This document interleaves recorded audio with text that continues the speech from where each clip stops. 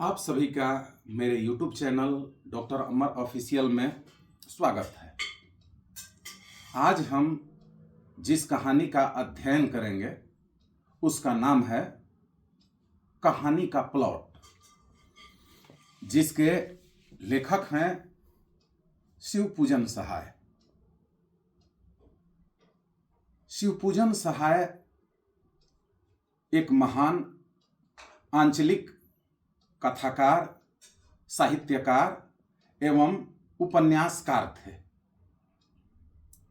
जिनका जन्म भोजपुर जिला के उनवास गांव में 1893 ईस्वी को हुआ था। इनकी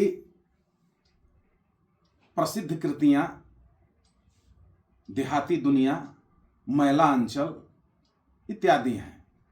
इन्होंने माधुरी, मतवाला, बालक जैसी पत्रिकाओं का संपादन कार्य भी कुशलतापूर्वक किया।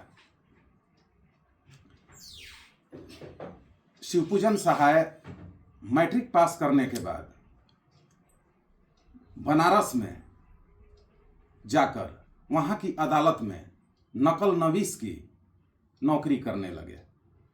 बाद में इन्होंने अध्यापन का भी कार्य किया। आरा के, जो कि भोजपुर जिला में है, उस शहर के टाउन स्कूल में सरकारी शिक्षक के पद पर नौकरी करते हुए जब 1920 ईस्वी में असहयोग आंदोलन शुरू हुआ तो उन्होंने अपनी उस नौकरी से त्यागपत्र दे दिया और असहयोग आंदोलन में भी शामिल हो गए। इस तरीके से देश के लिए आज़ादी की लड़ाई में, सामाजिक गतिविधियों में भी वे संलग्न रहे। अपने जीवन में वे मुंशी प्रेमचंद के सानिध्य में बहुत सारी पत्रिकाओं का संपादन कार्य भी किए। उन्हें भागलपुर विश्वविद्यालय से डीलिट की मानद उपाधि देकर सम्मानित किया गया था। भारत सरकार ने उन्हें पद्म भूषण की उपाधि देकर उस पुरस्कार से पुरस्कृत किया और उन पर डाक टिकट भी जारी किया गया। कहने का तात्पर्य यह है कि शिवपूजन सहाय ने अपनी साहित्यिक रचनाओं के माध्यम से हिंदी और भोजपुरी की महती सेवा की। 1963 ईस्वी में इस महान साहित्यकार का देहांत हो गया। तो उनकी ये आंचलिक कहानी का प्लॉट बड़ा ही रोचक है और उस समय की समाज की व्यवस्था का प्रतीक भी है। कहानी के प्लॉट में यह आंचलिक कहानी शिवपूजन सहाय के बगल के गांव की है, जहां पे एक मुंशी जी थे। मुंशी जी के बड़े भाई दरोगा के पद पर कार्यरत थे।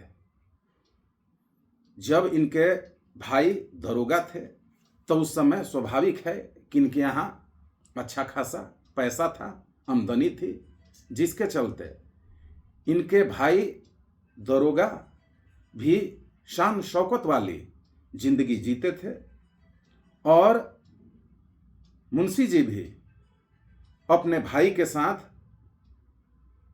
सुख समृद्धि वाला जीवन व्यतीत करते थे। तरह तरह के लजीज व्यंजन, मन के अनुसार भोजन प्रस्तुत होते थे। साथ ही मनोरंजन के लिए नर्तकियों का नाच भी होता था। लेकिन जब इनके भाई दरोगा जी का देहांत हो गया तो आमदनी बंद हो गई, तो स्थितियां प्रतिकूल हो गईं। अपने भाई दरोगा जी के श्राद्ध करने के लिए घर में जो एक घोड़ी थी उसको बेच करके मुंशी जी ने अपने भाई का श्राद्ध किया और उसके बाद उसकी मुंशी जी की स्थिति दयनीय हो गई। अब बाहर से आमदनी बंद हो गई और उन्हें उस उम्र में एक पुत्री भी पैदा हो गई जिसका नाम इस कहानी में भगजोगनी है। भगजोगनी जैसे जैसे बड़ी होती गई उस गरीबी में किसी तरह पल करके जब शादी विवाह के लिए मुंशी जी प्रयास करने लगे तो उस अपनी गरीब बेटी के लिए कोई योग्य वर भी तलाश नहीं कर पाए, क्योंकि जहां वो जाते दहेज की मांग होती और मुंशी जी के पास देने के लिए कुछ भी नहीं था। इनके यहाँ तो खाने के ही लाले पड़े हुए थे। तो किसी प्रकार से बहुत अथक परिश्रम के बाद, दौड़ धूप के बाद एक अधेड़ व्यक्ति से, अधेड़ उम्र के व्यक्ति से किसी तरह भगजोगनी का ब्याह होता है। फिर कुछ वर्षों के पश्चात उस अधेड़ व्यक्ति की मृत्यु हो जाती है और यह भगजोगनी विधवा हो जाती है। फिर कुछ समय के पश्चात भगजोगनी का विवाह भगजोगनी के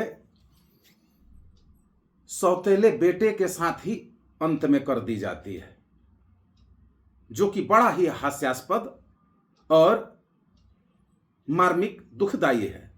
चूंकि भगजोगनी की शादी जिस अधेड़ उम्र की व्यक्ति के साथ हुई थी उसका एक पहले से सौतेला बेटा था, तो उस सौतेले बेटे से अंत में भगजोगनी की शादी होती है और इस मार्मिक स्थिति में कहानी का समापन होता है।